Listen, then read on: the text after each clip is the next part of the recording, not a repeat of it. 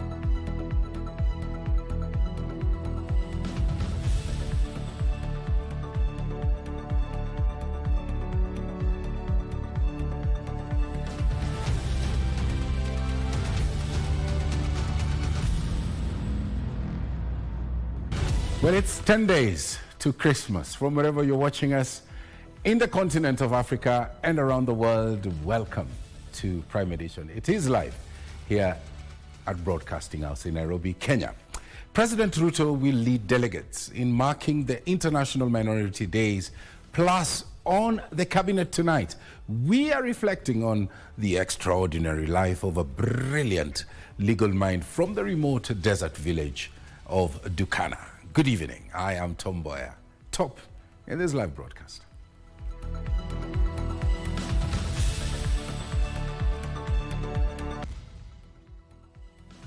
Roadmap to a first world country. Cabinet approves the National Infrastructure Fund and Sovereign Wealth Fund, setting the stage for Kenya's journey to a first world country.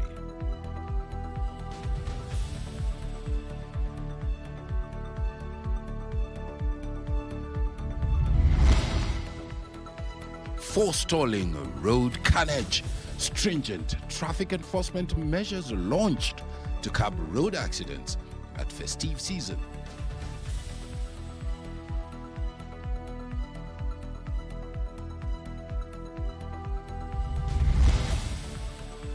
Plus, celebrating culture. 5th edition of Pinyluo Festival kicks off in Migori County with calls to document culture.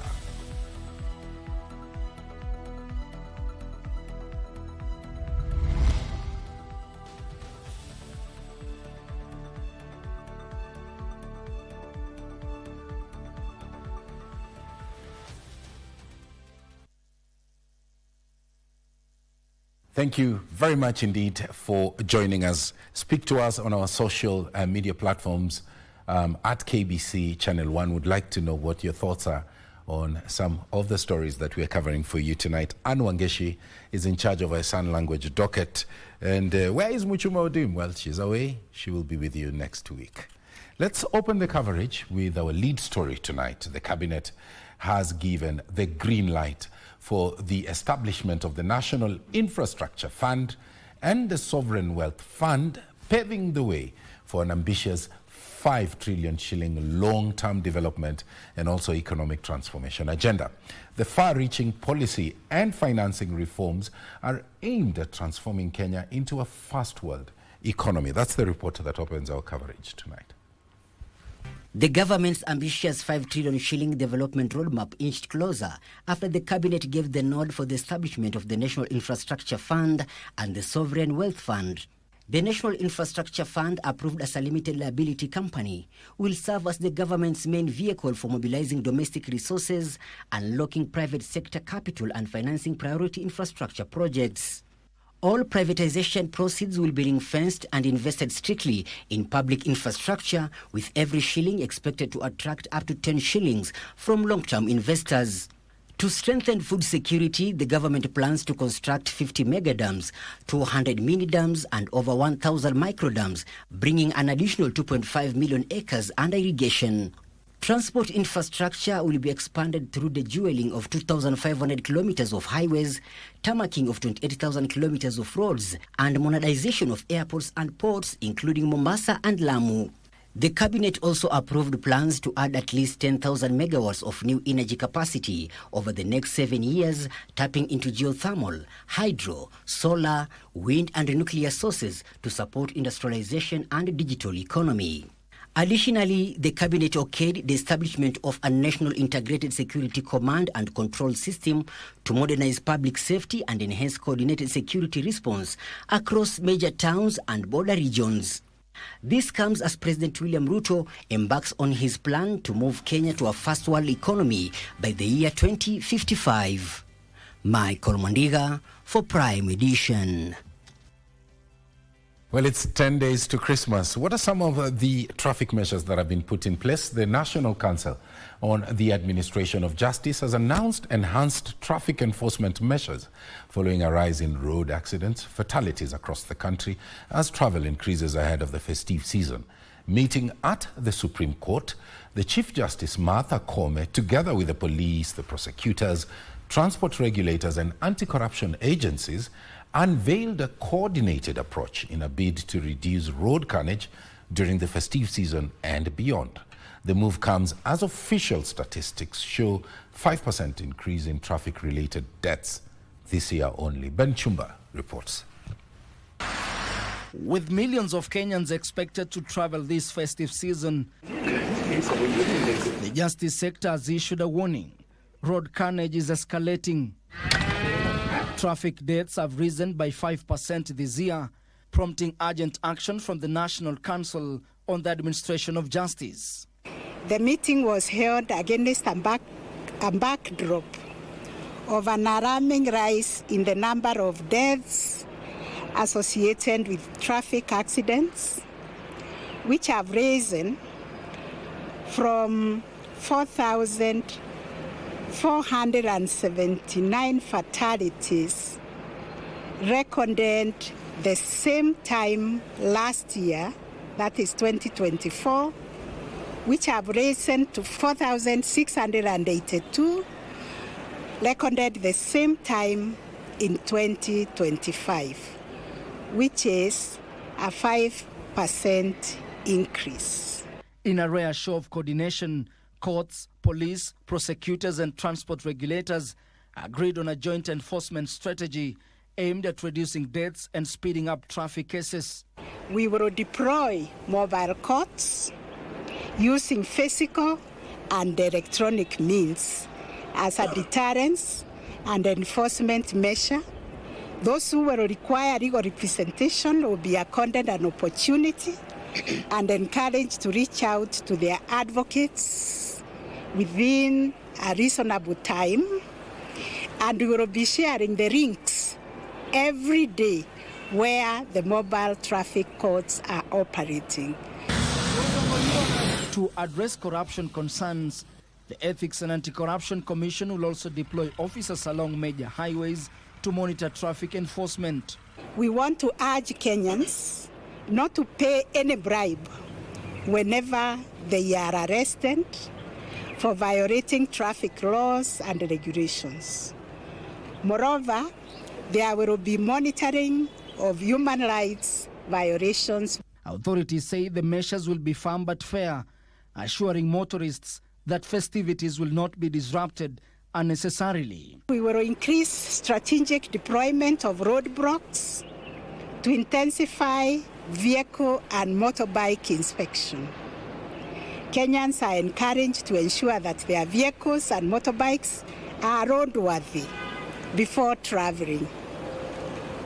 Particular attention will also be paid to motorbikes violating traffic laws and regulations. Motorists have been urged to obey traffic laws, avoid speeding and drunk driving, and report violations through toll-free numbers. No driver should be on the road for more than 8 hours without a stop. That education is going on, and we are repeating it here even for the drivers. You cannot aim to maximize, then endanger the lives of the drivers and endanger the lives of the passengers. Ben Chumba, Prime Edition. And of course, faster is fatal and slower is safe. Let's take you to the corridors of justice, and the High Court is set to deliver a sentence against Reverend Patrick Thegu Mutai, the moderator of the General Assembly of the Presbyterian Church of East Africa, and the Secretary General Robert Wehenya, in a case where they are accused of defying court orders. Lady Justice Stella Mutuku will on Thursday give a ruling in a case in which they installed the church official David Ndumo as treasurer despite a court order barring his installation. Here now are the details on the scales of justice segment. They do proceed. Reverend Patrick Thegu Mutai and his Secretary General Robert Wehenya will know their fate coming Thursday. This is after Lady Justice Stella Mutuku had mitigations from Mutai Monday, where he pleaded for leniency. That's the point you're making, that he has made attempts. So perhaps, Your Lordship, all we can then say is that he has made the attempts, but then they have been unsuccessful. Mutai, while tendering an unconditional apology for his reaction and omissions, promised the court he will endeavor to educate church members on the importance of adhering to court orders and the pursuit for justice. He has also advised and guided, and will continue doing so, relevant church officers on the need for strict adherence to all judicial orders. In the case, Reverend Thegu Mutai is accused of going against a judge's orders not to install David Ndumo as the church treasurer pending the hearing of a case where Ndumo is charged for defaulting payment of 7.4 million shillings or to Sharia Sacco, leaving his 15 guarantors to shoulder the debt. I don't know whether I'll be able to do the ruling immediately, but I think for good order, it's good that they're present. Yeah. So I will call these proceedings to an end, then we come back on the 18th. In Kiambu, High Court detectives from the Directorate of Criminal Investigations have granted 21 days to detain a murder suspect Ken Kimandhi Gishunuku, alias Sultan. He is alleged to have killed Seth Nyakionjeri on October 14th, 2024 in Thika Town. The investigating officer told the Deputy Registrar of Kiambu High Court, Jacqueline Damnaris Karani, that investigations are complex as other suspects are still at large. Wataweza kurudi kugusia waweze kufanya uchunguzi, kwa hivyo wanaomba wakae na wewe kwa siku 21 wakifanya uchunguzi kwa hili kosa ambalo unashukiwa umefanya. Kimandhi was arrested on Sunday following an intensive manhunt.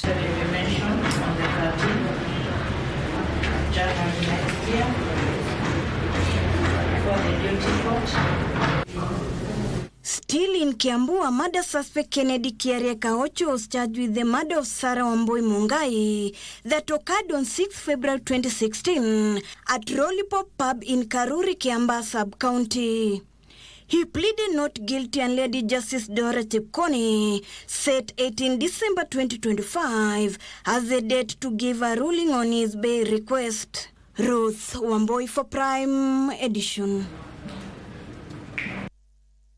We mentioned early in this broadcast that President William Ruto is set to host the inaugural gathering of delegates from minority and marginalized communities this Thursday as part of festivities to commemorate the International Minorities' Rights Day. The meeting will shine a spotlight on the rights and welfare of minority and marginalized communities across the country, and also reflect on Kenya's progress in promoting inclusion and, number 2, equality. Kenya is set to join the rest of the world this Thursday in marking the International Minority Rights Day. In line with the festivities, the head of state is expected to host a delegation of the marginalized and minority groups at State House, Nairobi.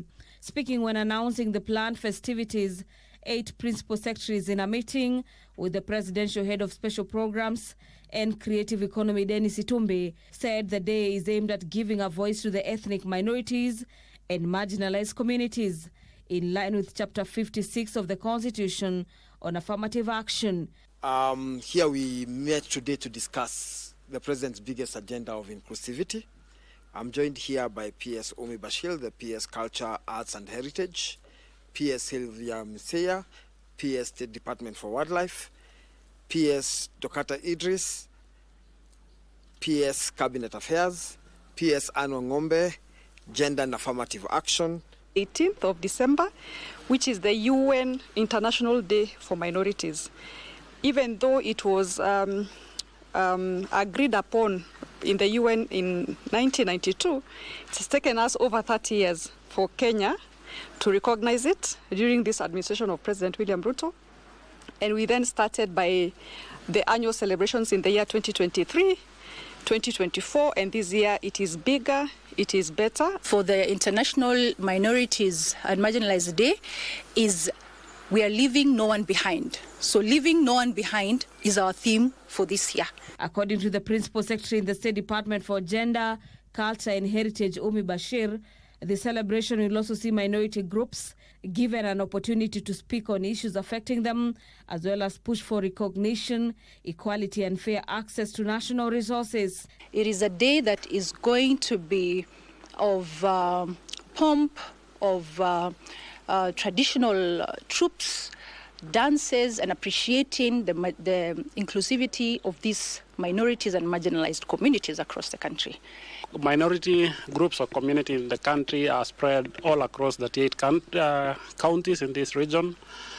And most of these communities come from the northern side of this country. Just to name a few, in the larger Rift Valley, former Rift Valley province, now the region, we have the Ogiek, we have the Sengwer, we have the Cheranganyis, and then we have Nubis who are spread in 11 counties themselves. Even the Ogiek are in 8 counties. Then you go to the Nyanza region, we still have the marginalized Subas. On the 18th of December 1992, the United Nations General Assembly adopted the UN Declaration of the Rights of Persons belonging to the national or ethnic, religious and linguistic minorities to protect and promote minority rights. For Prime Edition, I'm Gladys Mongai.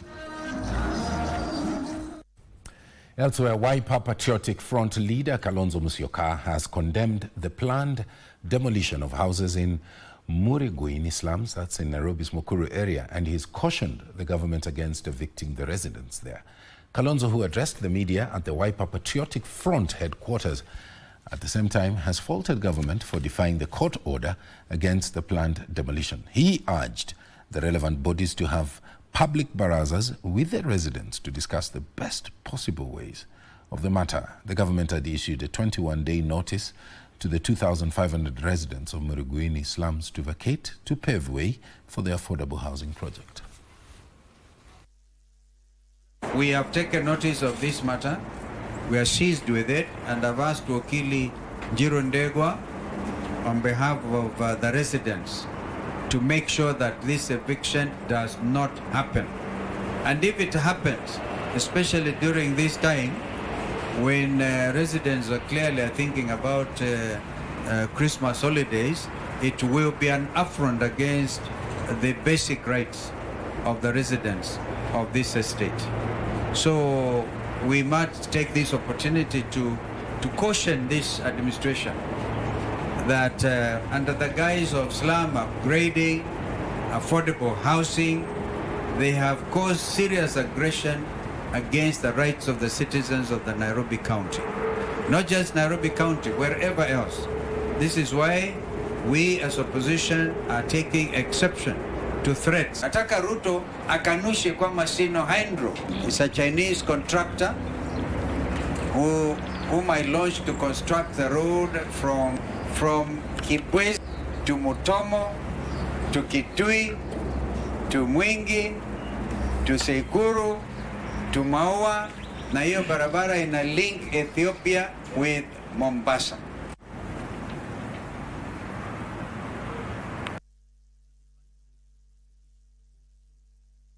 Well, that story brings us to our first break here on Prime Edition. But coming up, celebrating teachers, we'll be looking at the Tufunzeni Teachers Award 2025 ceremony. And of course, other stories are coming up also in business and in the world of sports. Stay with us.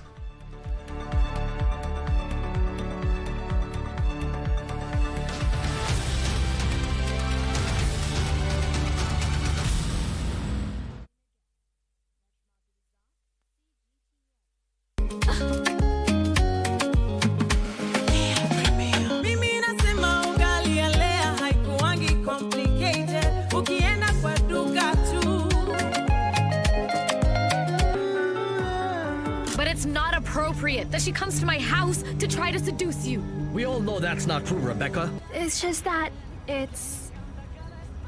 I'm in love. Are you out of your mind or what? That man is a lot older than you are. He could be your father. You have the gift of making me relax. Oh, really?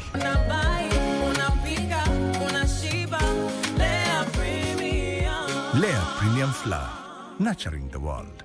Available in a store near you. We bana, wachana na simu, si utatuangusha. Pore madam, naekelea kabet, lazima niomoke leo. Bet unaekelea mpaka ukipeleka ndudhi, beta hizi ngoja. Nimejaribu kuacha, nimejikuta naekelea. Imeni-affect kiasi. Hapana, uko na shida. Chukua control, know your limits. Ujumbe huu umeletwa kwako na Association of Gaming Operators Kenya kwa ushirikiano na Gambling Regulatory Authority. Mchezo huu unaweza kuleta uraibu. Chukua control, cheza kistaarabu. Ni kwa walio zaidi ya miaka 18. Good morning. Good morning. Good morning, Kenya. Wake up with Good Morning Kenya, the morning show that's got it all. We dive deep into issues shaping our country. Youth are a voice of a nation. What is the next step for the young people? Unpacking political landscape from Monday to Wednesday. We discuss family matters. It is very important to guard your relationship. And for your health. Someone doesn't wake up and they become an addict. It's in stages. We've got you covered each and every Tuesday at 9 a.m. Every Wednesday, it's all about The Viewpoint. A day in politics is like 1,000 years. Unpacking the biggest stories of the week, getting you insights and getting you ready for your day. And the package is not yet done. I get to fix your Thursday with some entertainment. Entertainment Thursday, it is. Good morning, Kenya. We shape your day. Good Morning Kenya, every weekday morning on KBC Channel 1.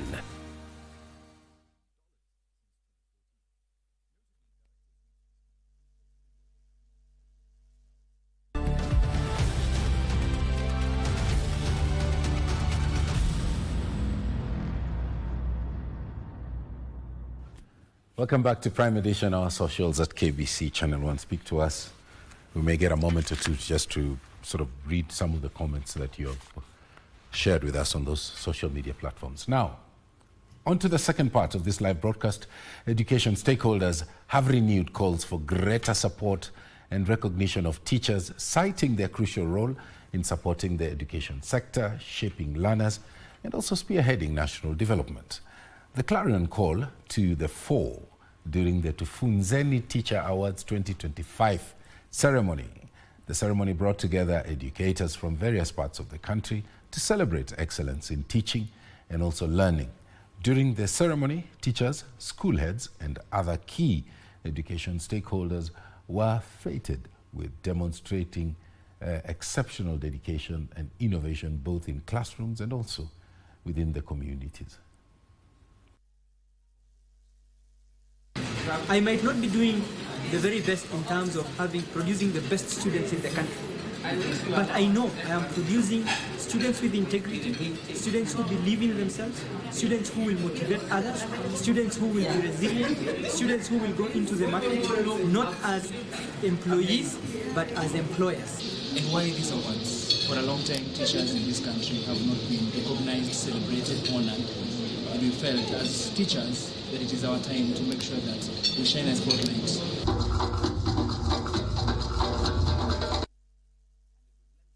Learners at Githunguri Comprehensive Primary School, that's in Kiambu County, have recorded impressive results in the first grade 9 national exams, despite challenges in implementing the CBC system. More of this in the county's wrap. The school emerged among the top performers with a main score of 65.51 out of 72 marks. Out of their 137 candidates, 92 met or exceeded expectations. Tuliweza kuwa na watoto 137 na kati ya hao 137 92 waliweza kuibuka na alama ya EE, yani exceeding expectation, na wengine 24 wakaweza kupata alama ya EE kwa masomo 8 na meeting expectation kwa somo moja. Serikali ikiingilia kati tuweze kupata madarasa ya kutosha, madawati ya kutosha, library, laboratories and of course computer labs, tutashukuru sana. Na mimi kwa maombi yangu kwa serikali naweza omba ya kwamba watusaidie hasa kwenye hii mambo ya uchaguzi wa shule, watupatie nafasi. I attained 72 points and I aspire to go to Kenya High and I believe God will take me there. Elsewhere, parents have been urged to be more involved with their children's education. Addressing the residents of Changamwe constituency during this year's Akamba Handicraft Cultural Festival, the area member of parliament Omar Mwinyi stressed the need of parents to keep on checking on the progress of their children in and out of school. Wazazi tangine kidogo hawawajibiki vilivyo, kwa sababu unapopeleka mtoto shule inatakiwa pia ufuatizie mtoto anaendelea namna gani, na walimu pia wanaenda vipi, na shule inafanya vipi. Na njia moja mzuri ni kwamba kuwepo na viongozi ambao watasimamia mambo ya elimu ndani ya ile shule. In Siaya County, university and college student leaders have urged the Independent Electoral and Boundaries Commission to establish voter registration centers within universities and technical colleges to increase youth participation in the 2027 general election. We took to them a proposal that we needed the IBC to have their base camp at Jaramogi University. So if their base camp of registration for voters is at Jaramogi University, this will encourage voters within the university to register. Silaha ambayo tuko nayo ya kuweka wale viongozi ambao tunahitaji ambao wanatusaidia, ni lazima tukushike kura, tuchukue vitambulisho na tujisajili kama wapiga kura. And residents of Kilindini in Galole constituency, Tano River County, have called on the government to launch an urgent investigation into the killing of a young man allegedly shot by a police officer under unclear circumstances. Polisi ambaye kuwa akona adabu na polisi ambaye kuwa anajua kazi yake hawezi kugeuka akamfanyia mambo mabaya raia mtu wote. Yule ambaye kuwa anaweza kufanya mambo kama haya hajui kazi yake, na sisi tutamuonyesha kazi yake. Mnanielewa? Lakini kwa hivyo musiwe na wasiwasi.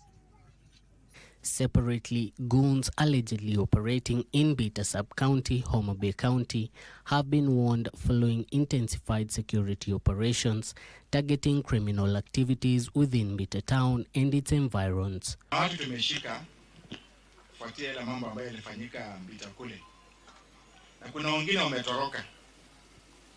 Nao watu wametoroka si ati ni watu wametoka Amerika wakapatikana hapa. Please tell them to report the nearest police station, because we are not relenting on that. Tukiacha mambo ya gunzi endelee, we shall find it difficult in 2027. Kwa hivyo, a number of persons have been arrested and they are in prison.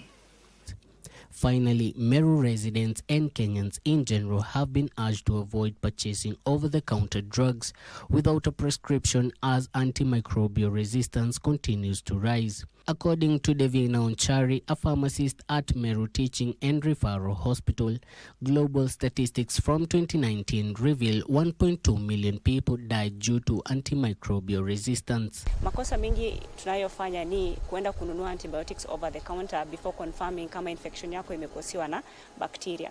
If you get an infection from a resistant bacteria, infection inakuwa ngumu kutibu na we require to give you more expensive drugs na pia zina cause more harm to your body and treatment becomes very hard, so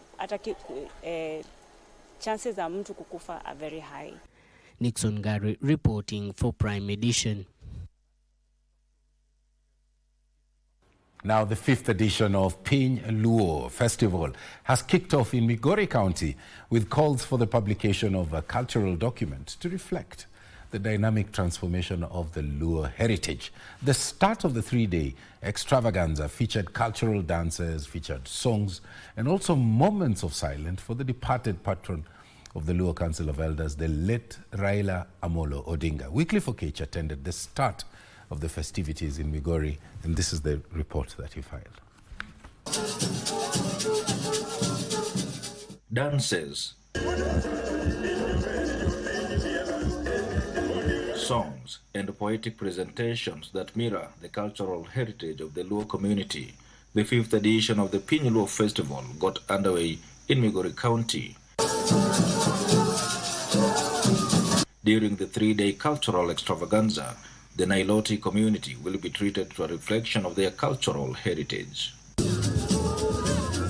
The annual showpiece attracted delegations from across the country and as far as Ethiopia, Congo, Uganda, and Tanzania. The Luo Council of Elders chairperson Kiro Dungiranda led both the cultural and political leaders in rallying the community together, even as the community faces a challenging period following the death of Raila Odinga, who until his death was the council's patron and the Nyanza region's political figure for decades. Raila Amolo Odinga has left a strong legacy for us to move forward and never to be cheated again.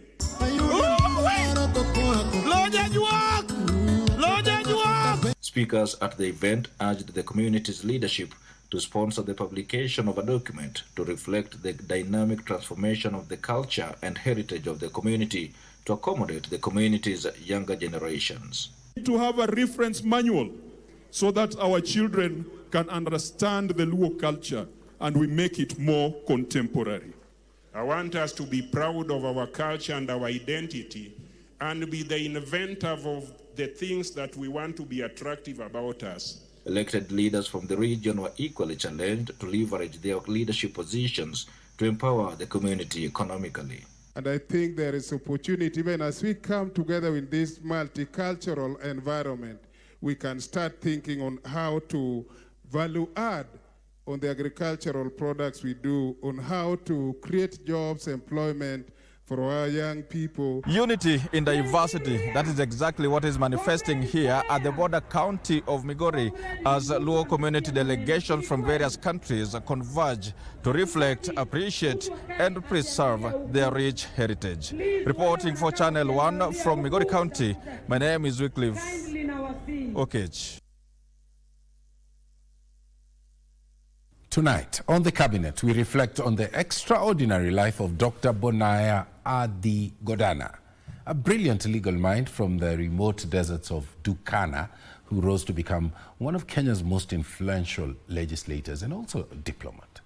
From academic excellence to national leadership, his legacy endures through his service, his statesmanship, and his commitment to transforming the lives of pastoralist communities.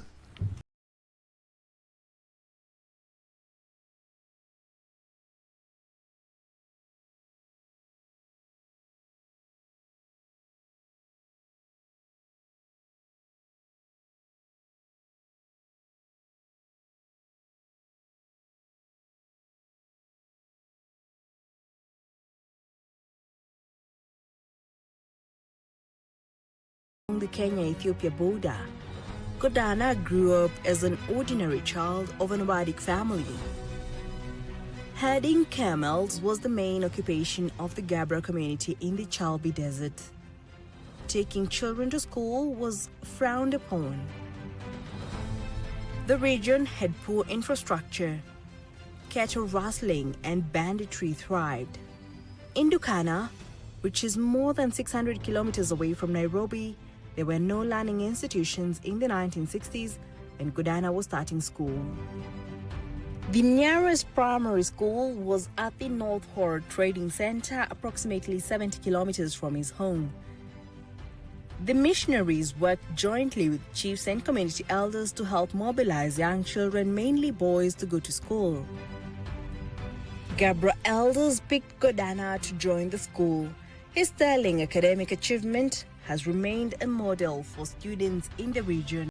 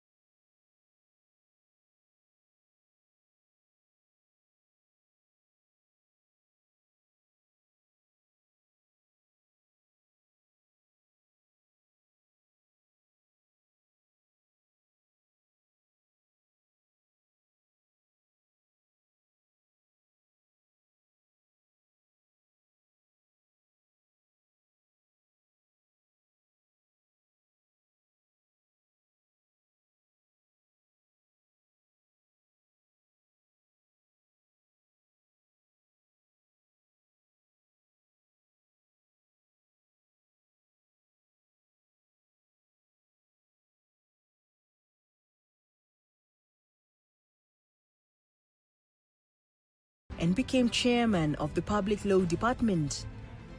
He resigned from this position to pursue a career in politics. Godana was first elected to Parliament in 1988 to represent the newly created North Horr constituency, which was carved out of Marsabit North during a review of constituency boundaries in 1986. With his knowledge of law, the sharp-witted Member of Parliament was quick to study parliamentary rules and procedures in his first stint in Parliament, and he stood out as a knowledgeable debater. Mboya appointed him as an assistant minister in various ministries. He worked in health, office of the president, and later foreign affairs. After his re-election to Parliament in 1992, he was elected Deputy Speaker of the National Assembly, deputizing Speaker Francis Ole Kaparo. He served in the capacity until end of his 5-year term.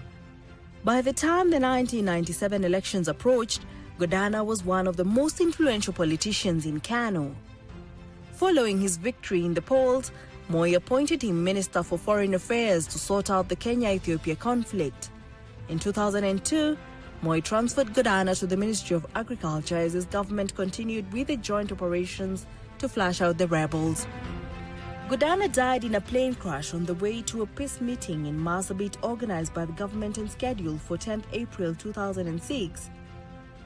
As a senior Marsabit politician, Godana was highly regarded by many, especially in North Horr constituency.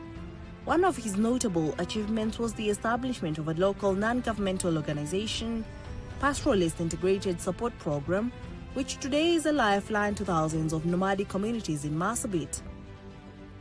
Jackie Wambiru, The Cabinet.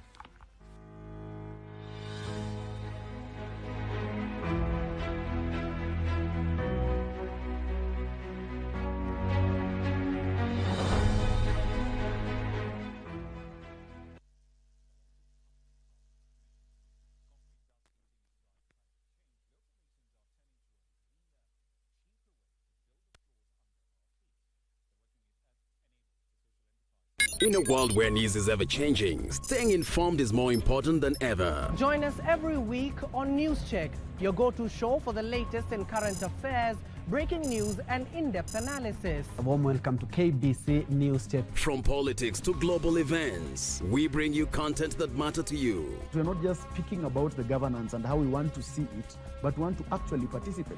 Get your facts, hear from the experts, and really understand what is happening around you. We need to change our system first. You have to do the impossible Yes. to make sure the message is home. Stay ahead, stay informed, stay engaged. Will these people, everybody agree? Just listen to me. Let's give him a chance to clear the air. Catch News Check every Tuesday and Wednesday from 10 a.m. to 12 noon, only on KBC Channel 1.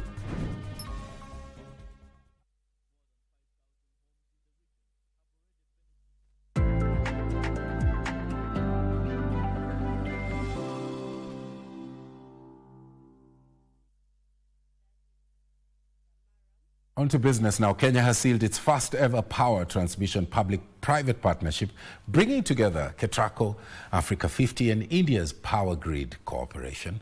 National Treasurer Principal Secretary Dr. Chris Kipto says that the 40.4 billion shilling project is fully privately financed, easing pressure on public funds while accelerating delivery of reliable electricity to meet rising demand.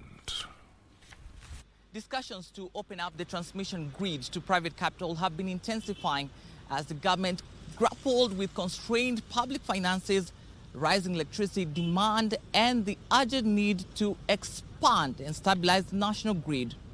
What began as a strategic conversation has now culminated in the signing of a 40.4 billion shillings agreement between Kenya Electricity Transmission Corporation and Africa 50 in partnership with India's Power Grid Corporation, marking Kenya's first ever power transmission public-private partnership. KETRACO fully embraces the public-private partnership model as a sustainable, efficient, and timely approach to delivering energy infrastructure.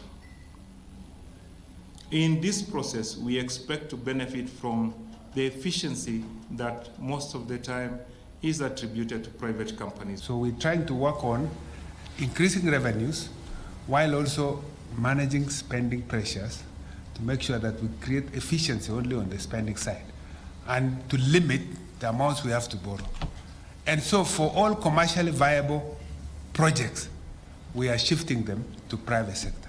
We are committed to sharing best practices in transmission planning, power system studies, grid automation, digital substations, protection systems, real-time system operation, and modern asset management with KETRACO.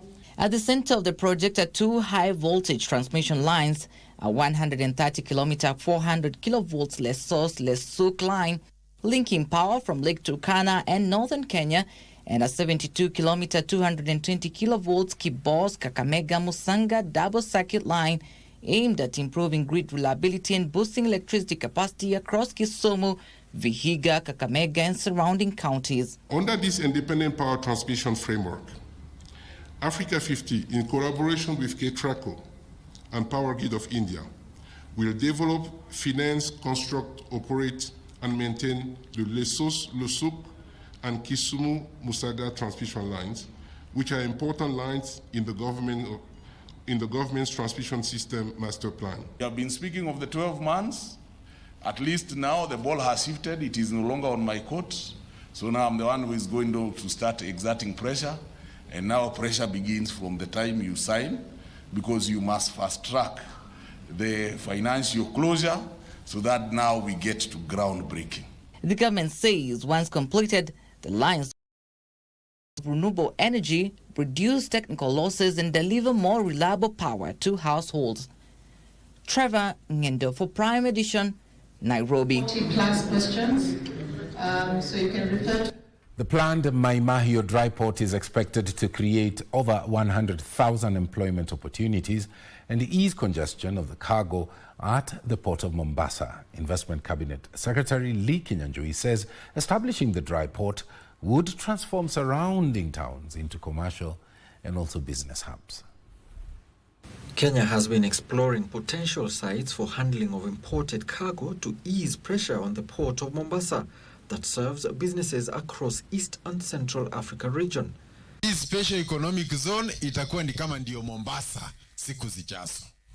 Muzigo yote ambayo inatoka kutoka Mombasa, kutoka nchi za nje, tungetaka iwe inakuja hapa. Maimahio is one such site where plans to set up a dry port are in high gear. And already tens of companies have committed billions of shillings to start operations around the proposed dry port.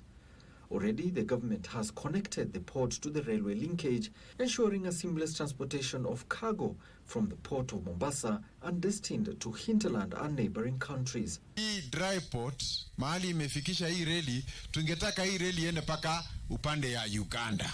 Umesikia hiyo maneno? Sasa ni kumaanisha hii itakuwa ni mahali muhimu sana. Tukitengeneza vitu kutoka industry zile ziko hapa, tunatuma pande ya Uganda, pande ya Southern Sudan na DRC. to ensure seamless connectivity in the corridor and complement the port. Kenyanjui says the move to dual the carriageway of the Rironi-Mau Summit Road is set to ease movement of people and cargo. Zaidi ya niwaambie wakati hii barabara itafunguliwa, unajua sasa wageni wale ambao walikuwa kienda Masai Mara, kwa sababu hii barabara kuwa ilikuwa na msongamano kubwa sana, wengi walikuwa wametoka kutoka hii barabara. Kwa sababu ukipitia hapa hii njia ya Mai Mahiu, saa ingine unakuta malori imeshikana karibu masaa 5. Baadaye wanaenda kusema hiyo barabara is the most dangerous road. Sasa hiyo yote tunaondoa.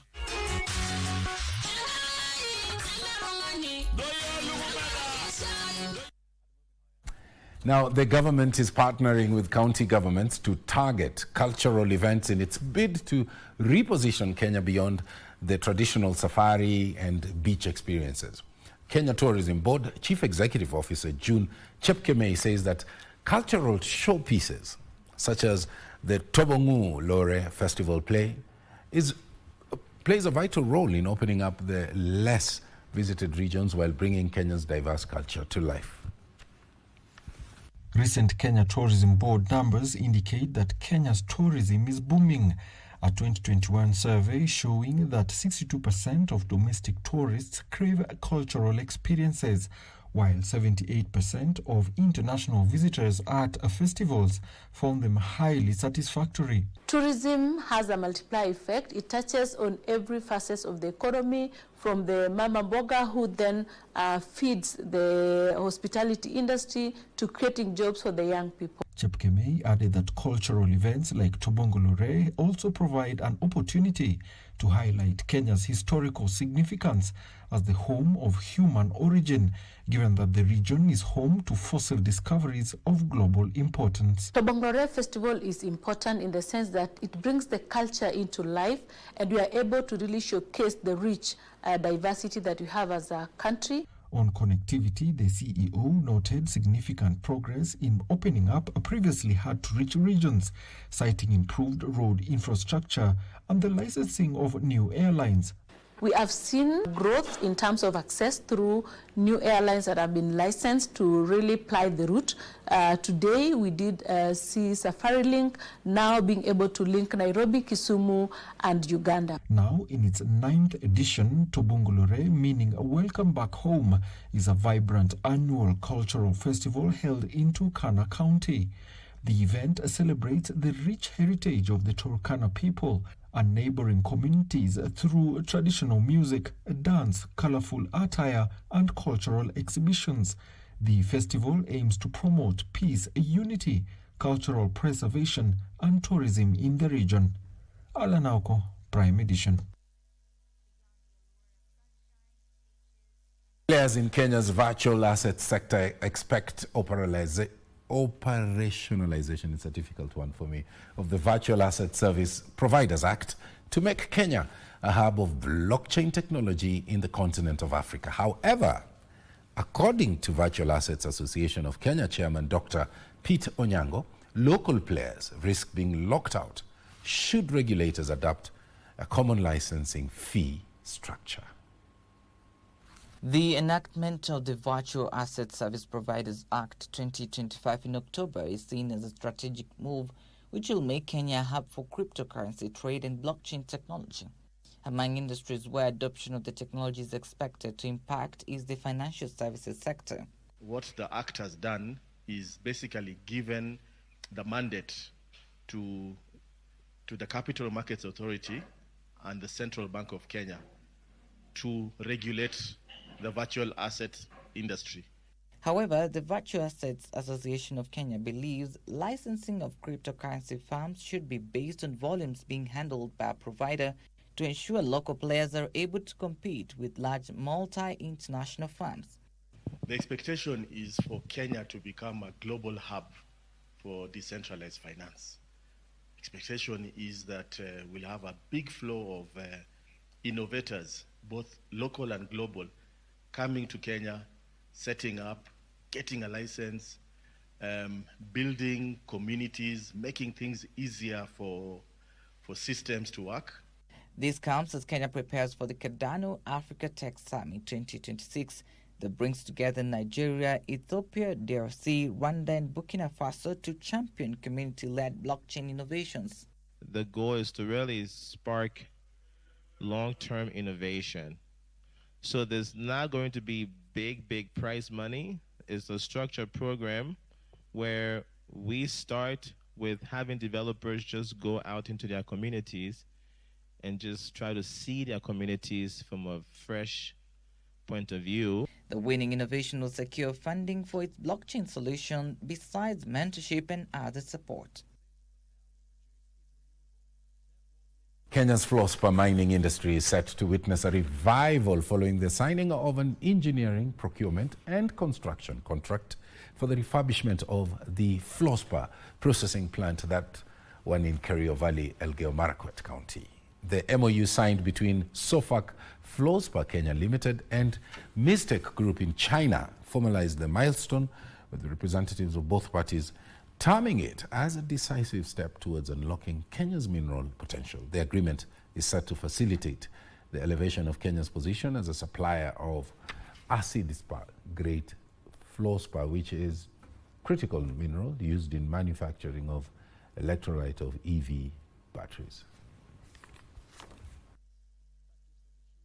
We are now going into the execution phase, and we believe within the next 4 months from the time we start, the plant will be able to process, and we should be able to be making our first export of acid-grade fluorspar from this country.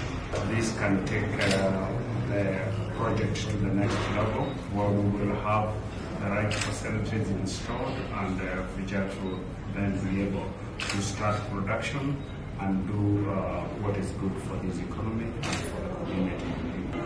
We believe by our cooperation between Mistec and the SOFAs, we will make a very modern and international processing plant.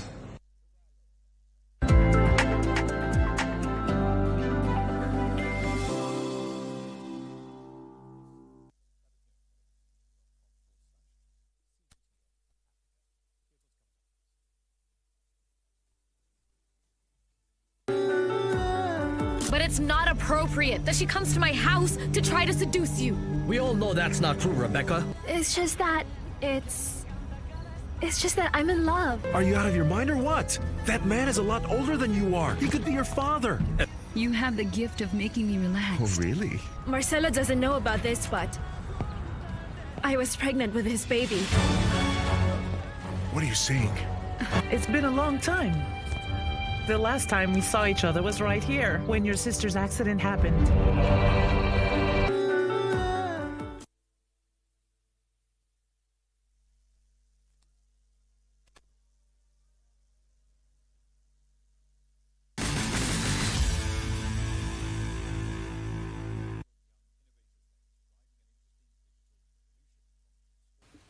A very good evening to you. My name is Daniel Wahome and welcome to Prime Edition Sport. Gor Mahia's campaign to reclaim the FKF Premier League title today got a major boost after Kansai Plascon Kenya signed an initial partnership deal to support the league giant for a period of 1 year. The deal is estimated to be worth 5 million shillings.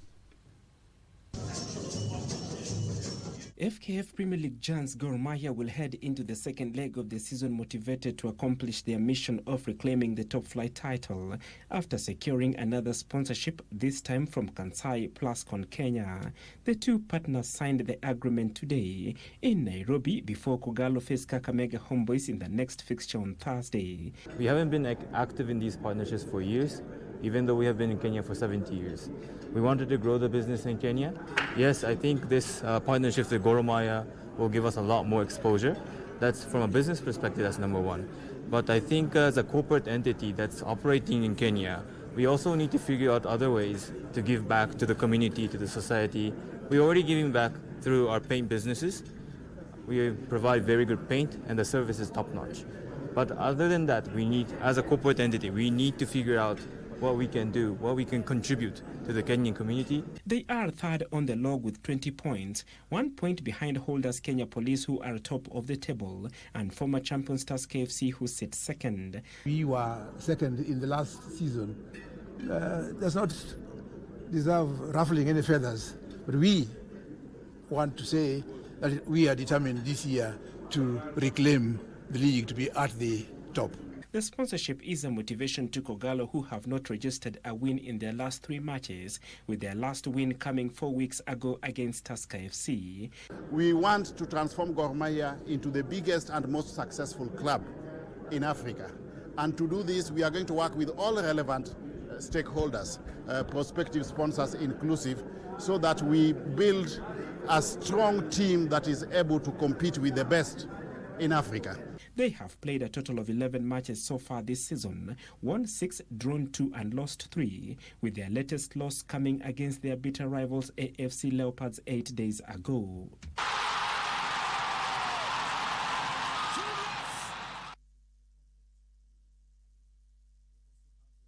And the Kenya Ports Authority women's basketball team finished 6th at the FIBA Women's Basketball League Africa following the classification matches held in Cairo, Egypt. The hosts, Al Ahly Sporting Club, won the overall title after dethroning 3-time champions Ferroviario do Maputo of Mozambique 77-51 in the final match. And back home, the Nairobi City Thunder head coach Brad Ibbs has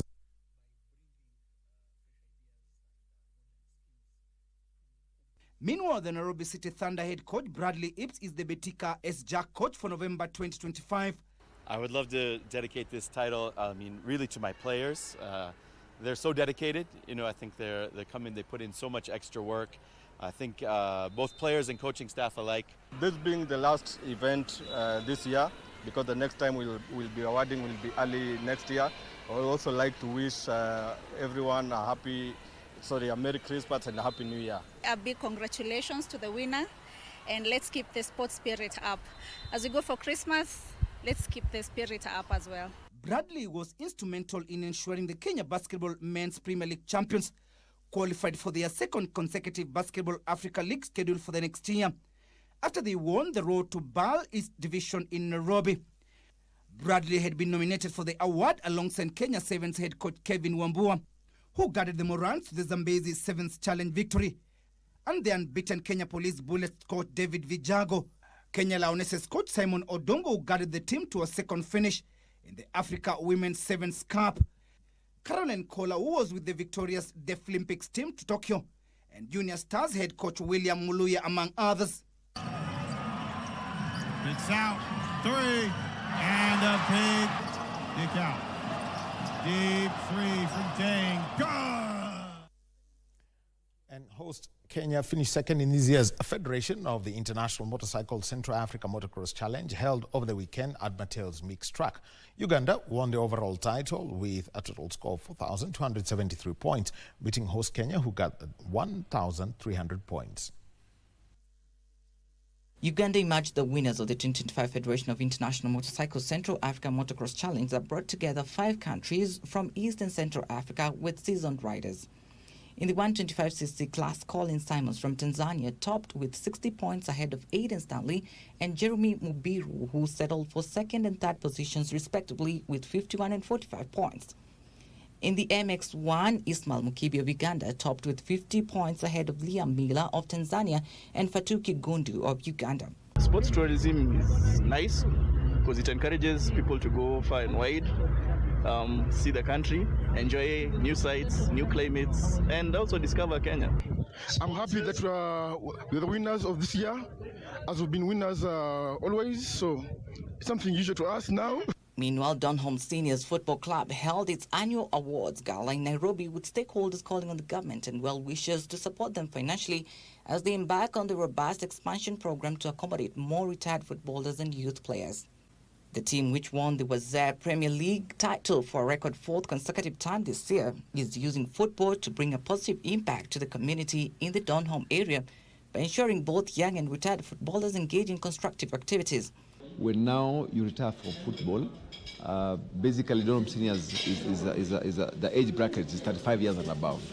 So once you retire from football, and that we give you a platform to continue keeping fit and engage in a community, developing talent, and also to network and seize the opportunities that come along with networking. So basically it's at 5 years and above, then you qualify to come and play for Donholm Seniors Football Club. Once you're a sportsman, you'll always be a sportsman. So it is always good to at least to continue with the sport despite challenges that we might be having. Either through injury, you might be suffering an injury or something, but it's always good to have your body active. So we hope to see more of this happening. Besides winning the Wazir Premier League, the club also won the Dunholm Super Cup. And the Kenya national youth chess team that conquered the continent at the Africa Youth Chess Championship in Zimbabwe is back from Harare. Kenya won the African title for the first time ever, 49 years after the tournament was introduced. The Kenyan chess team that won the Africa title at the 2025 Africa Youth Chess Championship returned home to a heroic welcome at JKIA Nairobi from Harare, Zimbabwe. It was the first time Kenya had conquered the continent in chess since the championship was introduced in 1976. Kenya topped the overall standings out of the 16 participating countries with a record 10 medals, 4 gold, 2 silver and 4 bronze medals. Team Kenya won gold in the Under-16 Open, Under-14 Girls, the Under-10 Open and the Under-10 Girls categories. The silver came in the Under-14 Open and the Under-12 Girls, while the bronze medals were won in the Under-8 Open, Under-8 Girls, Under-12 Open and the Under-14 Girls categories. I thank God for that opportunity to be there and the win, because I had a lot of fun. The competition was tough, met my Kenyans, learned a few lessons from the game, and I'm so grateful for that chance. I don't say I used any particular technique. I'll just take every step one bit at a time, because once you prepare, you must always be ready mentally and physically. So I think that's just what I did. It's one of the proudest moments of my career as a chess player and a chess coach, because Kenya for the first time emerged victorious, and it wasn't even close. We were the best country by a mile. While we've made progress, the other countries seems to have digressed. For example, South Africa got only 1 medal, and that was a big, out of a delegation of about 150 people, they only got 1 medal. So it shows you that with the work we've been doing, the training, holiday training, even the training that we did before the team went, so it's paid off. And we are so happy for our boys and girls for giving us such a great performance and such pride to our country, yes. Meanwhile, Clinton Ngugi was crowned champion of the second edition of the Kilifi Open Chess Championship with a score of 5.5 points. Ngugi won 5 and drew 1 of the 6 matches he played, winning the title ahead of Nur Mohamed Sajid, who was second with 5 points, while Muluda Chahindi settled for the bronze medal with 4.5 points. Concelia Awor won 4 of the 6 matches she played to win the ladies' title, beating Vanessa Iwogu and Deborah Owano, who were second and third respectively. Gavesh Kian won the under 15 years category with 3.5 points, leaving Alphonse Mwangi and Nirwan Hariri with the silver and bronze medals respectively. A total of 26 players took part in the 2-day championship. And the continent's best footballers are preparing to descend on Morocco for the 2025 Africa Cup of Nations, the AFCON, as the finals are held over Christmas and New Year for the first time. The tournament kicks off on Sunday, the 21st of December, when the hosts take on Comoros at Rabat's Prince Moulay Abdallah Stadium. Bernardo Kumo has the preview for this year's tournament.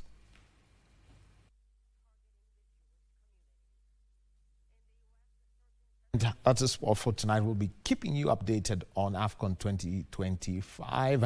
Back to Tom. Thank you. Wahome. Wahome will be back, of course, tomorrow also at 9 and perhaps the entire week. We want to thank you so much on behalf of the Prime Edition team in the back end. Thank you always for choosing KBC Prime Edition, our sign language interpreter. There she is, smiling in the style of a mile. Hawaii. My name is Mboya. Good night. We'll be back again tomorrow. Bye-bye.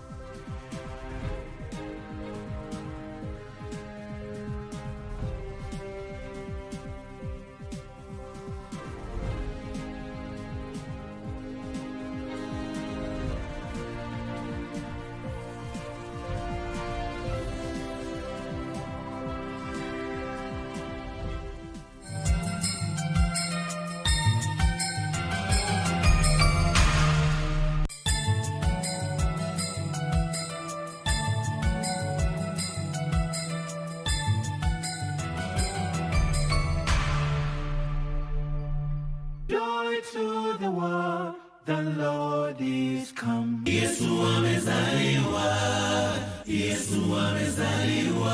The holiday season is here again. What? It's family time. Tunaanguka nayo. Oh yes, it's a season to be jolly. And so, grab a seat, relax as your favorite Christmas hosts line up to indulge you this year. It's about to go down. There's a lot of food and drinks to go around. It's delicious. Great music for the soul. Merry Christmas. It's unbeatable. It's joyous. It's Christmas on KBC Channel 1.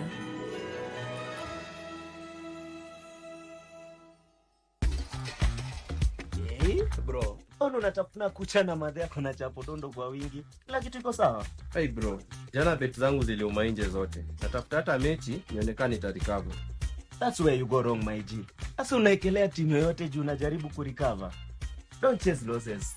Wekelea when you are at your best. True manze, acha nipumue. Exactly. Chukua control. Kema yendi mahali. Ujumbe huu umeletwa kwako na Association of Gaming Operators Kenya kwa ushirikiano na Gambling Regulatory Authority. Are you a talented artist? Or are you passionate about a topic you want to discuss? But money can be very hard to find for an upcoming artist. Don't worry, Studio Mashinani has got your back. Sign up on ajira.co.ke to book a session with your music and video producers across the country. Work on your music, jingles, spoken words, and even podcasts to realize your dream. All for free. Studio Mashinani, Radani Talent.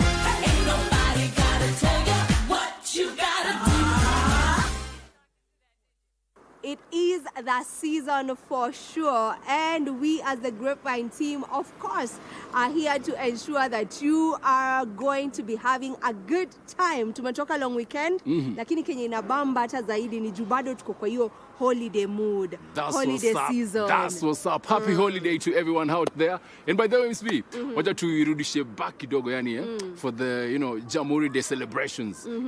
One thing for sure, that I want to confess hapa ni the lineup of the entertainers. Hey, man, this year's lineup was really, really dope. It was dope, man, yeah. The likes of Wetanda Willy, tulikuwa na Eyani pale, niliona hadi Prezo alikuwa anajaribu, anguka nayo kidogo, Yeah, it was beautiful. It was beautiful to see. And Eyani, by the way, got a HSC. So yes, it's been a good year for Eyani. He was commended for sure. If there's one artist who has had a good year, musically speaking, definitely Eyani. Definitely Eyani, man. Kudos to you, Eyani. You're doing the Lord's work.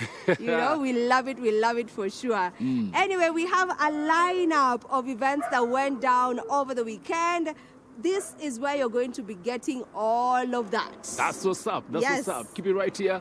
It's yours truly, the party daddy, alongside the Kenyan famous Miss V. Ready, ready to rock and roll. Ready for sure. And you know what this right here is? Grapevine. Let's start off at the Color Festival, and as the name suggests, it was all about a celebration of colors. There was splashes of colors all over the place. People were adorning white t-shirts with the colors splashing all over them. It was such a beautiful sight to behold. And aside from the color beat, of course, music had to be part of the day. We had Spoiler as the main headliner, plus a number of DJs performing and dancers, of course. Without saying too much, let's head over to the Uhuru Park for Color Festival 2025, their final edition of the year. The final edition of Colorfest 2025 wrapped up the year in every shade of fun, energy, and pure celebration.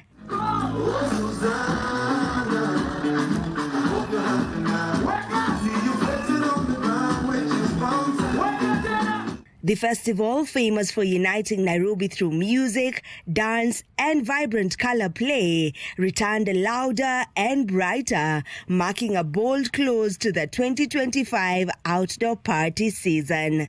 And from the moment you walked in, the vibe hit differently. Crowds in fresh white tees, sunglasses on, color powder in hand, all set for a full day of non-stop action.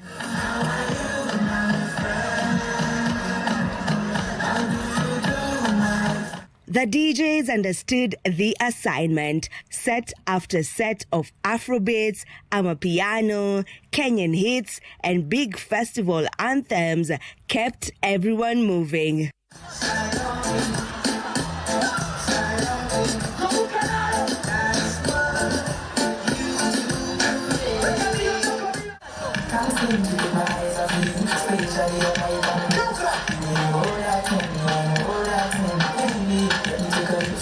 And then came one of the day's biggest highlights. Spoiler, stepping on stage with a high-energy performance that lit up the festival.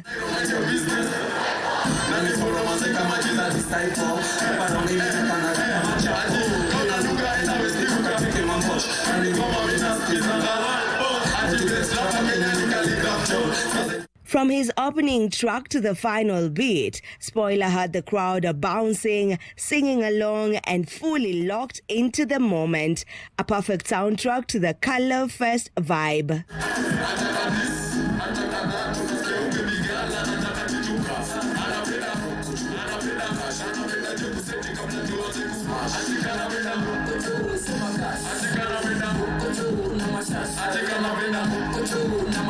But nothing beats the color throw, that magical instant when the entire park goes silent before erupting into clouds of pinks, blues, yellows, and greens. A picture-perfect explosion that turned the ground into a giant canvas of joy. This edition wasn't just about music and color. It was a celebration of community.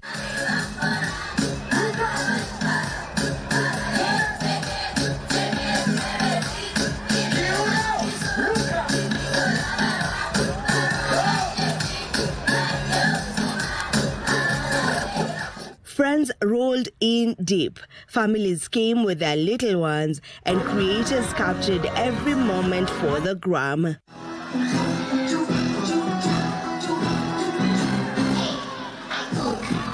And as the sun dipped, the park transformed into one massive outdoor dance floor, proving once again that Nairobi closes the year in true style.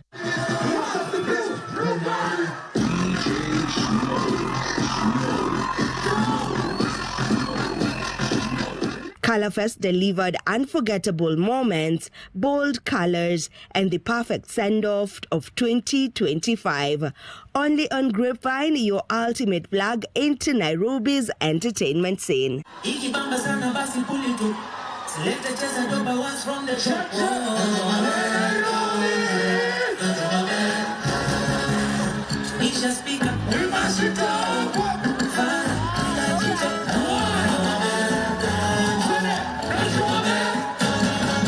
Big shout out to the organizers of Colorfest, man. This year has been really good for them, and we can't wait to see their next edition come next year, man. Away from that, over the weekend, we had the honor to enjoy, or rather to celebrate, the legacy of DocuBox as they celebrated their 13th year anniversary of strengthening East Africa documentary film ecosystem. Now, truly have fun, truly enjoy. The celebration was lit. But now the icing on cake ilikuwa on the, power transition from the old to the new leadership. You're talking about the new era was ushered in. Let's check it out.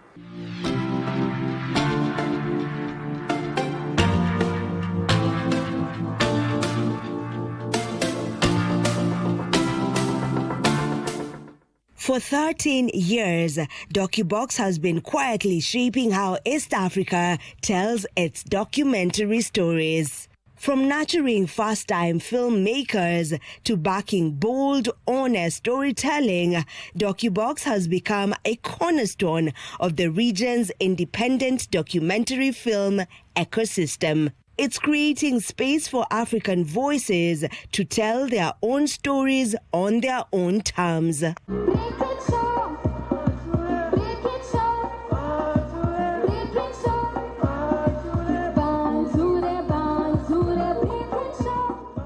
My name is Judy Kibinge and I'm a filmmaker. And I'm not only a filmmaker, I guess I'm a filmmaker who started a fund. So about 16 years ago, we began a period of research to just really ask, like, what is a film fund? And forget even the fund itself, what is the thing that independent filmmakers need to succeed in this industry? And the answers came back that, they wanted funding, they wanted upskilling, they wanted to get better at what they were doing. So kind of, I don't sometimes workshop training, those things sound so NGO-ish. So let's call it, they wanted to be better filmmakers because they were already making films. They wanted to network with each other. They wanted to have networks that could enable the work that they did. And so DocuBox was born 13 years ago. Funded by Judy Kibinge and Josh Mwamunga and guided in its formative years by Peter Mudamba and Jackie Imali, the organization has grown into more than a film initiative. It is a community, one that has mentored, supported, and connected generations of filmmakers across the continent.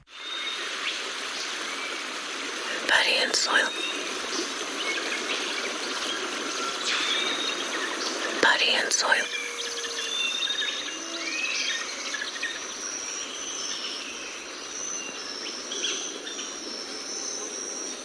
The journey was recently marked with an intimate anniversary celebration, bringing together filmmakers, partners, media, and friends. My name is Susan Bogo. I am now the new executive director at DocuBox, the East African Documentary Film Fund. What does today feel like? It's a lot of emotions. We're celebrating DocuBox at 13, so the 13 years of work that we've done. And just seeing the fruition from the very first cohort to today, and then the support we've been able to do for filmmakers in the 13 years, it feels so surreal just looking back, seeing the impact that we've had, and also now thinking about the future. But the celebration was also about the future. As DocuBox turned 13, the organization steps into a new chapter with a refreshed leadership structure. Today, 13 years this seemed like the perfect time to transition, to step back, to hand over the reins to a younger, even more capable team. And today's the day that DocuBox's medium age sort of drops to the mid-30s. Actually, I think sort of 32, 33, and I think that's a really great thing. People trust DocuBox. We've created an institution that is very strong. Judy was the founder, Judy was the mind, but we were part of just making sure that it becomes a strong institution. After that has happened, the best thing to do is to hand over the reins to other people, younger ideas, people who have even most likely brighter ideas than us to take it to the next level. The team is a very young team at DocuBox, so that's a really great thing because that means we're going to be very innovative about the things that we do. We're going to keep on doing what DocuBox does, but then in a more energetic and fun way. In a more, it's always been energetic and fun. It's more, with more, we're not stopping. We're actually not putting gear to, I don't know if that's the right term for driving, but yes. Susan Bogo takes on the role of executive director, with Njonjo Kiroga stepping in as operations and programs director. Founders Judy Kibinge, Josh Mwamunga, and Peter Mudamba transition into advisory and board roles, continuing to support select special projects. I'm going into the film festival side. I'm the film director at Kitale Film Festival that will be taking place in February 22nd up to 1st March 2026.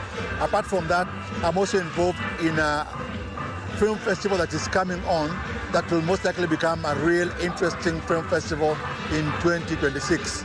I'll leave it at the SIFA Film Festival. That's the Christian International Film Festival in Africa. Theatre is still a very powerful medium that will be used for advocacy and changing the spaces that we are in. We are story-focused, people-focused, filmmaker-focused. That's what we want to do. That's what we want to make sure we are putting out there. So that's not going to change. I guess maybe we will have a youthful flair, if I could put it that way, as we're doing stuff. But also, embracing new technologies, embracing new ways of doing things is kind of something we're really focused about. And more than anything, more new and interesting ways of continuing to build the community. Anchored in a powerful legacy and guided by new leadership, DocuBox moves forward with a clear purpose to continue strengthening African documentary storytelling, one story at a time. So I believe that the film ecosystem is going to be bright. There's a lot of global recognition. We've had 3 films premiering at Sundance in a row, back to back, since 2023, 2024, 2025, and next year. So it is a really bright future for us because we are getting a lot of global recognition, and audiences also now appreciating the work that Kenyan filmmakers do. And so it looks, in the future, I really hope all filmmakers can get to earn money from their films and become rich, because everybody wants to be rich. But yes, I think we have a really bright future. A lot of young people coming into the industry and they need support. So that's also the kind of things that we want to do. Like, how do you actually support the young people coming in and to make it a career that is, fruitful, and you don't have to have regrets or something.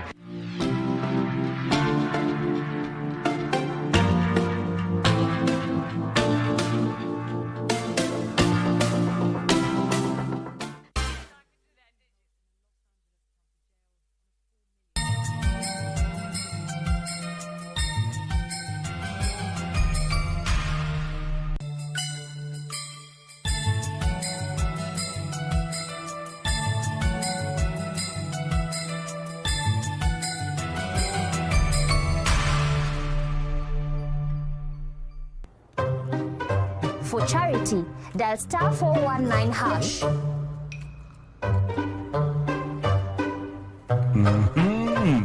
Nakuona.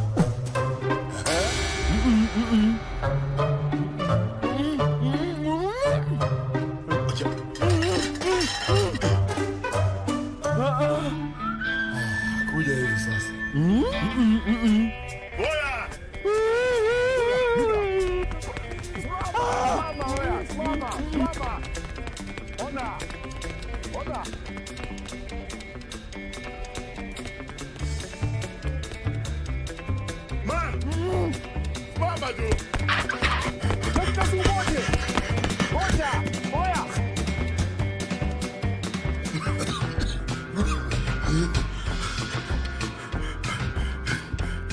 What is wrong? What is wrong? Buddha. Siku umedial star 419 hash. Chika.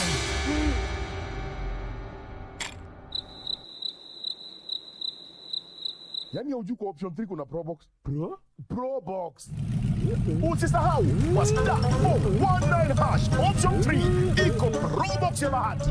Na ikikuangukia ufunguo utakufikia mahali popote ulipo. Usisahau. Are you a talented artist? Or are you passionate about a topic you want to discuss? But money can be very hard to find for an upcoming artist. Don't worry, Studio Mashinani has got your back. Sign up on ajira.co.ke to book a session with your music and video producers across the country. Work on your music, jingles, spoken words, and even podcasts to realize your dream. All for free. Studio Mashinani, Radani Talent.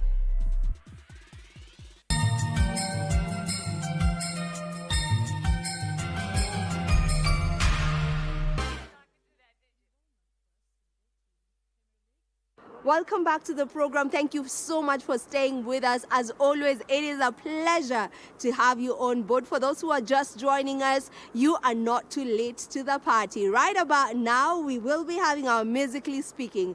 And the artist we have on board is none other than the very talented Jeff Logan. How much do you know about him? Get to check him out.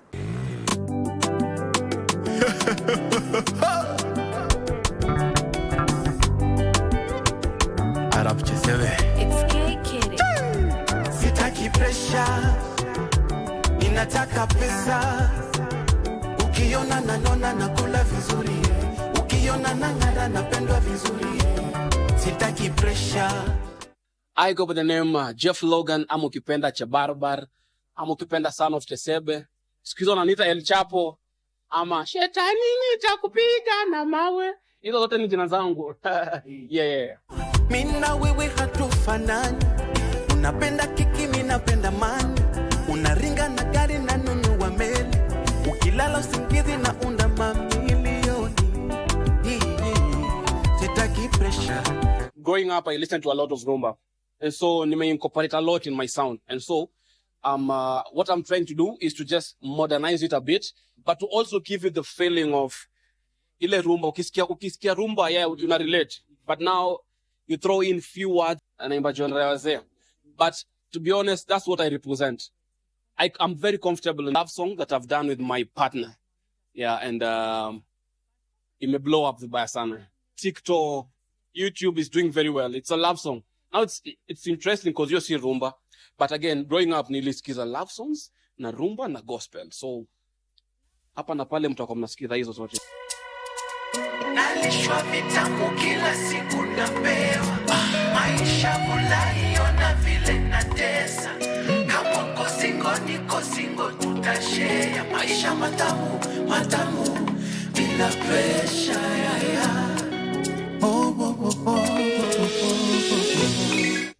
Aside tuko tu point fulani yenye sometimes you might do things to appeal the audience or the current thing that is trending. Tuko point yenye trend kikupita ni hivyo. Unaona? You jump on something as quick as possible. Ikisha kupeleka milestone fulani, you go back to your comfort zone. So hivyo ninakuanga all the time. Umepatana na jadong ja pesa, a man from the lake, na akupende tena, a man from the lake, ufurahie tena, utoke kwa grao upande elevator. Jaber mama, nimekubali yote, and I am proud to be your man, and I will give you the best, yeah. Consistency beats talent. Then 100%. Kuna watu wenye wako na vocals poa kunishinda, unaona, but because hawako kwa macho ya watu, out of sight, out of mind, unaona. So the strategy mimi nimetumia ni hiyo tu, kukua tu kwa macho ya watu. And again, what's even more important ni kufanya vitu zenye zina relate now. And that's why sasa nilianza kufanya story ya TikTok and stuff, kuresonate na watu. Which it's interesting because TikTok ilifanya nika blow up more, na ikaleta watu kwa muziki yangu stuff vizuri. Yeah, I started off nikiwa na around 4,000 followers on TikTok. Sasa niko na almost 200k. No, in just that short period of time. Unakulanga nini? Bona unakaa hivi fiti, umenichanganisha moyo. My baby. Unapendanga nini? Sema na nitakukabidhi, umenimaliza moyo. My baby. Jiachilie, baby filanga fi. Unapenda kujibamba, basi katika nami. Nilifanya collab na nika feel very comfortable. And that's why ukiangalia hata kwa catalog yangu, nimefanya wimbo more than 3 na Yaba. Yeah, hiyo song ili confirmia the sound that I want. Ili confirmia the direction that I need to take. Yeah, inaitwa vitamu. Nalishwa vitamu kila siku napewa. Maisha fulani ona vile natesa. Maisha fulani ona vile natesa. Kama kosingo tutashare. Maisha matamu bila pressure. Simply about yo. Vile tuna proceed, yeah. Pia saizi my relationship na saizi zimekuwa very toxic. Unapata mtu anaogopa ili tu mtu wake peke yake, unaona? So mama yako is just talks of that, but again, nimeipea rumba ingine deadly. Sasa hiyo yani, kama unapenda rumba ukisikia mama yako alisema nikupende wewe peke, wengine mimi nisipende, mapenzi tamu nikupe. Ya kwanza inaitwa Inception, ya pili inaitwa Son of the Seven, which is now the current yenye iko na songs zimeanza kutop charts mbaya sana. Yeah. Hapana cheza bana. Baby filanga firi unapenda kujibamba basi katika nami. Most people don't know, or to those who know, nilikuwa kwa group before. No, so I had to start out with my own catalog, music and stuff. Ndio nikienda perform live, at least nikuwe na mawimbo zangu. That's why nilienda hiyo direction ya album. But if you'd ask me, inaweza fanya album tena na tena na tena. It's a beautiful feeling. Nalishwa na shiba na tena, nahisi njaa, nikishindwa kuitisha tena, nalala njaa, chakula kitamu kikula unataka tu kujirudia. Sasa hizo tunafanya vitu za vernacular, the likes of kuimba Kikuyu, kuimba Kijaluo and stuff. But me, I want to represent watu wenye waligrow up wakisikiza rumba, which ni watu wengi sana, you might be surprised. Ni wengi sana. So it's just a matter of consistency. The other day nilikaa chini with my partner nikamwambia, ama tu mimi niamue tu nike strictly into rumba, ni get your direction. So far so good, I must say. And yeah, hata tuone venye itakuwa. Tena kama mtoto ona vile na dekeza, nikipata kajoto mbio mbio na pepe zangu, kijana kisebe ameshika na tamba kalumba, maisha vulai maisha matamu mesimama. I'm a man who's full of surprise, manze. Expect to something. I think I might try and drop something in between now and January. Acha tuone venye itakuwa. But saizi tu ni singles and videos za album. Yeah. Saizi sikizeni Staki Pressure, sikizeni wangu, sikizeni Uma Yako and other songs. Yeah.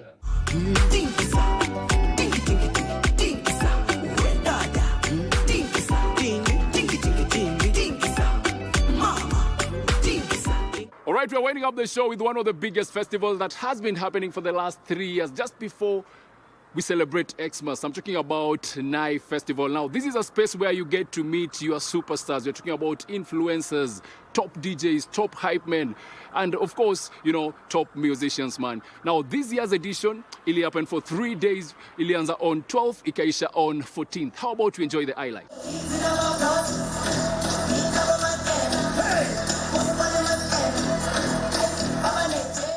The Nairobi County Annual Nairobi Festival, and this year it wasn't just an event, it was a statement.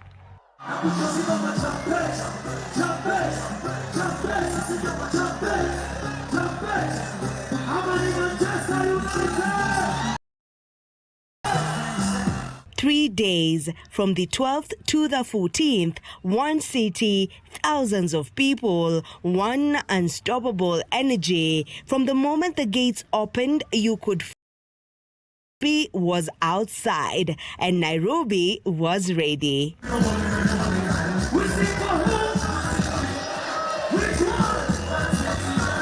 Militant governor Mbogi ni Genje, ngumi ni Mbwegze, Kanairo governor ni Mjamo ama ghetto praise siku zombo. Event ya leo iko fiti. Ni event pia na apart from entertainment ni unity bado, junaleta artists pamoja, fan base pia na kampa pamoja. Unajua art kila artist ako na fan base yake. So tukiwa hapa wote na wasanii wengine wenzetu, fan base yetu ina kampa pamoja. Ju fan base wametulia area Jamo. So ni unity na pia ina build pia matalanta. Unanipata? Pia ni mboka pande yetu kama wasanii, unarudi mtaa na kitu. So event ya leo iko tiffin na Naifest tu kwa tu imeweza. The sound non-stop. Top DJs took control of the decks, setting the pace and pushing the vibe higher with every drop.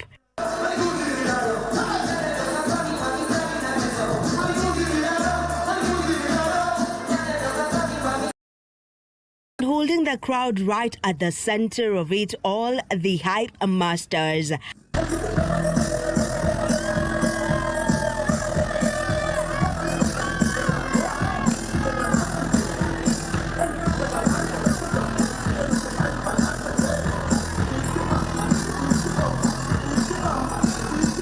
Then came the performances, Wakadinali stepping on stage like only they can, raw, unfiltered and unapologetic.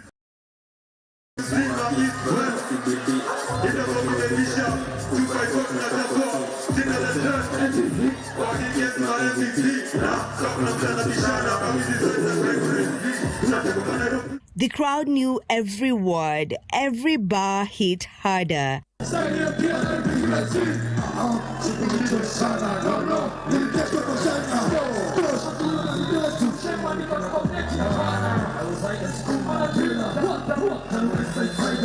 Saru followed, bringing confidence, fire, and pure stage presence, commanding attention, owning the moment, and proving why she remains a force.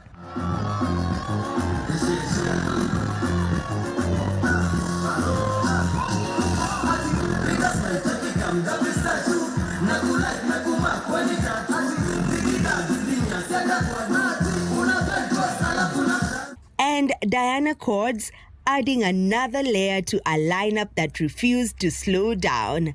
Hit after hit, no breaks, no pauses, just vibes.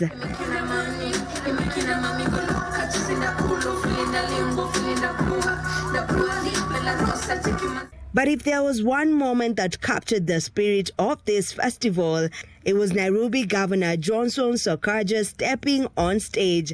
This wasn't just about music, it was about culture.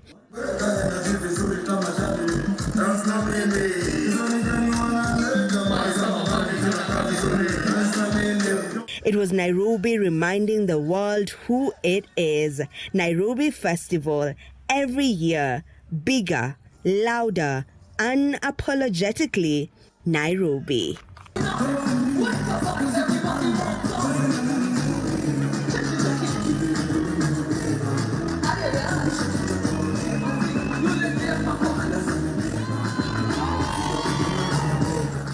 Naitwa Stella Kemunto. Nairobi wananita Miss Nairobi. I'm in charge of city culture and arts. These are yearly events. We go every 12th to the Sunday, depending on the year. This year, ukiwa na hii masaa nafikiri ni saa 4:30. So the previous years tulikuwa tunamaliza saa 12 kwa hii stage ya juu, and then watu wakubwa wote wanaambiwa enda Sherehe Village. But this time Sherehe Village inaendelea na hii stage ingine ya entertainment inaendelea. I think it's because tunangojea kufanya fireworks saa 6. Usually huwa tulikuwa tunafanya fireworks at around saa 2 wakati giza imeingia. Itapamba sana because tutakuwa tumelearn more things. Na unajua when ukifanya events repeatedly, unalearn na make more good. So itakuwa more entertaining na tutajua crowd itakuwa tu bado kubwa. Pia ina change vitu mingi. Venye mambo ilikuwa 2 years ago si saa hii. Vitu mingi zimechange, pia sound nikisikia. Pia venye mpangilio pia kuna difference. Yani inaenda iki upgrade, mambo ikichange. Mimi tunaweza chapia mafans na wa big up na wa respect na watambua. Jonye bila nyinyi mafans hatungekuwa hapa. Nyinyi ndio mmetusupport kutoka day one, mmetuamini. Mko na sisi mpaka leo. Mimi na wa big up jo, naombea pia God jajare pia wafungulie mgola zenyu. Na pia shughuli zenyu pia zenye mnapiga. Hakuna kitu inakaa rahisi. Ni kujituma tu, time hadi master, hakuna mtu anajua time inaiva. Kitu ya maana ni keep on walking. Sisi tunajita venye inafaa. Sio imekuwa field, lineup imekuwa crazy jo. Unasikia di power. Unasikia di power. Lakini interview lazima endelee. Interview lazima endelee. And we've finally come to the end of the show for this week. Thank you so much to each and every one of you who has been tuned in. That's what's up, man. Make sure you tune in for next week because it's gonna be lit. Mboya sana. As usual, you know what they say, if you did not see it on Grip, that most probably never happened. Adios. On this note is where we get to take a break, but remember you can find us on social media. At Jacques Muller, at Vivian Degwa, and of course at KBC Channel 1. See you in a bit.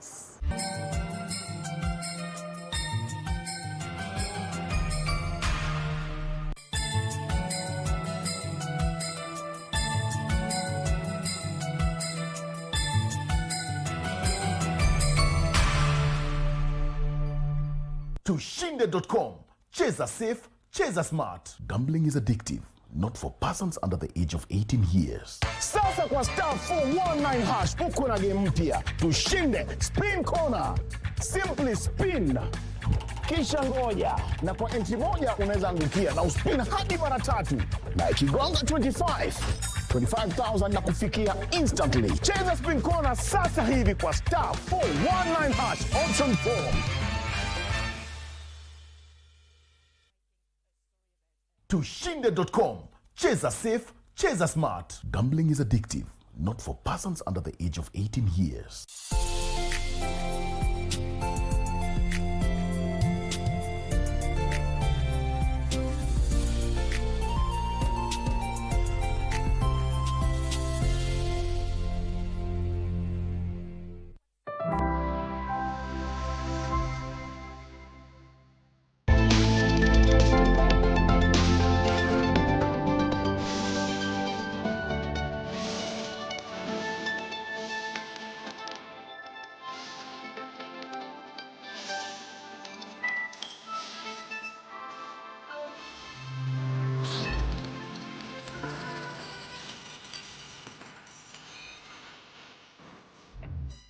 In a world defined by rapid innovation, bold ideas, and shifting power structures, technology is no longer just a tool. It's a battleground for justice, equity, and transformation. From the heart of Africa to the global stage, the digital revolution is rewriting the rules of work, learning, and connection. Welcome to Take on Tech, your front row seat to the breakthroughs, battles, and bold thinkers shaping our digital future. In this episode, we explore how Kenyan content moderators are taking on big tech, how Africa is building its first AI factory, and how homegrown innovations like Zero Bionics are defining inclusion in science and technology. This isn't just tech news, it's the human story behind the code. So let's take on tech.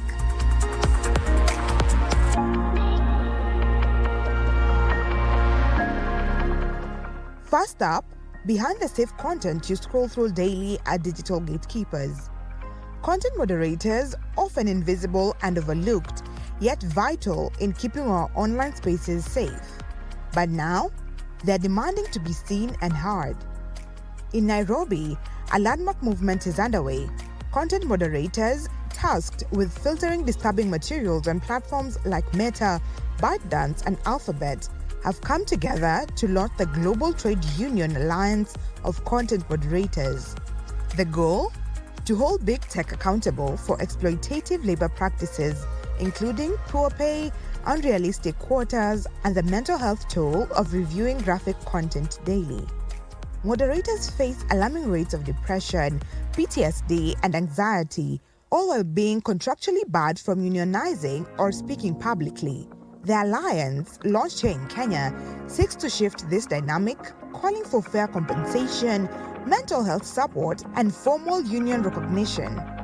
With Kenya taking center stage in this global labor movement, the world is watching to see if big tech will listen. Content moderation for most social media platforms is outsourced to companies in low-wage countries like Kenya. Workers face minimal pay, relentless hours, and exposure to traumatizing material. Many report severe mental health issues. The biggest challenges I face in content moderation is actually paranoia. It keeps on lingering in my mind, so it finds me projecting what I've read or what I've seen to those around me. Tonight, struggling with sleep, which it was really a toll on it. For me, I would have panic attacks after seeing tickets. I would be rushed out. I can't breathe. I would be shivering. I would be cold. I developed low blood pressure. I developed asthma. I developed a lot of conditions which I never had. I lost so much weight from 60-something kgs, I think 62, to 45 kgs. But there is no support system in place. Why? They don't have a union. So many content moderators and tech workers are so afraid to speak about what they are going through because one, most of them doesn't know that unions exist. That's why we are working to bring awareness that the trade union is here with us and that workers should be joining a trade union. If content moderators speak all over the world about the kind of low pay or low wages that they are getting, then we're going to have some regulations that, can regulate these companies to pay some kind of reasonable wages. Now, workers are saying enough. They are organizing, building unions, and demanding their voices be heard. Je suis pour l'idée de me syndiquer, vu la nature de travail au quotidien et vu l'impact psychique. Nous avons besoin d'une organisation qui va nous défendre et porter nos doléances. Le fait de syndiquer